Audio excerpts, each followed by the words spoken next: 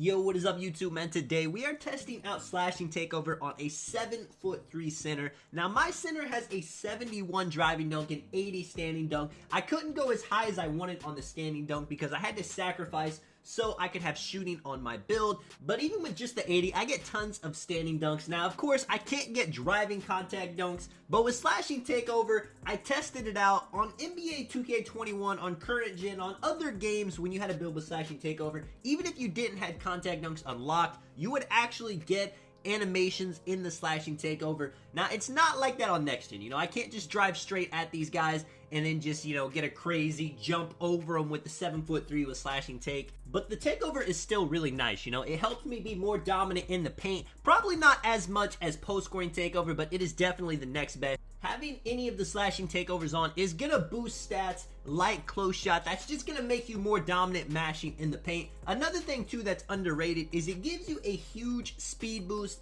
You get plus 10 on your speed when you have it activated, so it's actually even going to help me out on defense on the perimeter. Sort of like lock takeover. I'm not getting the crazy help that lock takeover gives me, but the speed is going to help in itself. Plus, I get some extra ball handle, so on a build like a 7'3" center where I'm super slow with the ball in my hands, I'm actually able to move pretty decently with it. Overall though, testing it out, I wanted to bring you guys this video. See, I got a versatile paint beast going up against another big in some of these clips. It wasn't really that great of a takeover for a 7'3" center. Yes, I do enjoy the help it gives me in the paint, but I would rather have post-scoring takeover. Yes, I did enjoy the extra ball handle. It gave me the extra speed, but it's not like having a 25 ball handle, a 25 speed with ball, compared to a 35 with a 35 speed with ball is doing too much for me. I did get more standing dunks in the paint, not so much the pull them into contact animations, but just finishing through contact.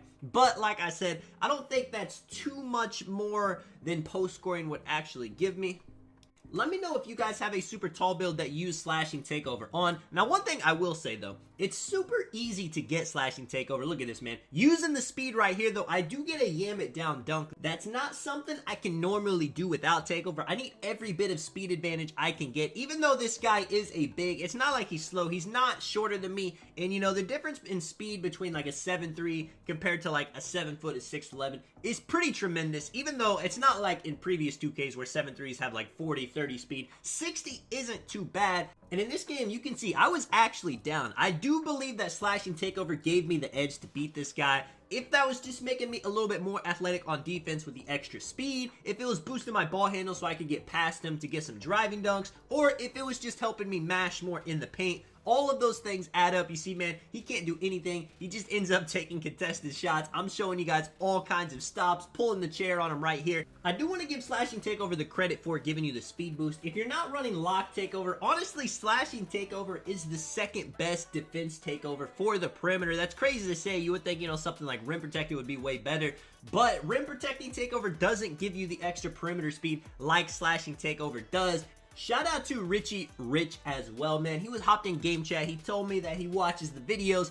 We were doing some friendly trash talk. I was even telling him right here, I'm going to hit you with the double post spin, which I end up doing, spin it back right here. It's usually a bit tougher to mash, to get those kind of buckets on defenders when they're taller. But with slashing takeover, it does make it that much easier. You see, he's got his lock takeover activated. So the ball is really in his court right now. If he can score this possession, he has a great chance to rip me. He shoots the ball over me. I'm able to grab it. Reaches immediately, of course. And you see 23-24. If I score here, it's game. If he gets the ball and gets even a 2, it's his game. Backing him down, post spinning, double it back, little drop step right here. He is able to get the stop, and check this out. Yam it down for game. That is the way we end it. To finish the video off, I got some clips, against smaller defenders. If you want to put slashing takeover on your big, I think it's more of a fun takeover, more so than a comp takeover. Now, if you made like the glitch 6'10" that gets the standing contact dunks and the driving contact dunks,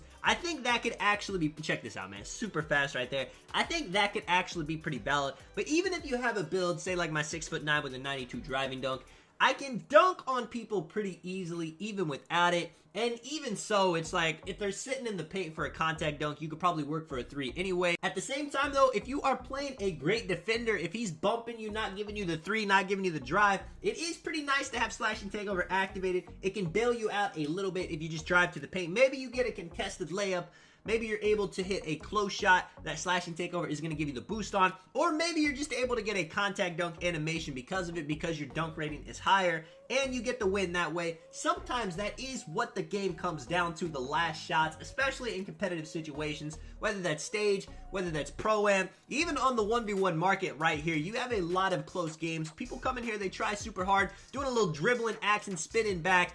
I just end up posting them up because, you know, why not? Dunk all over his head. Let me know if you guys enjoyed the video, man. This is Tonic. I'll catch you guys in the next one. I'm out. Peace.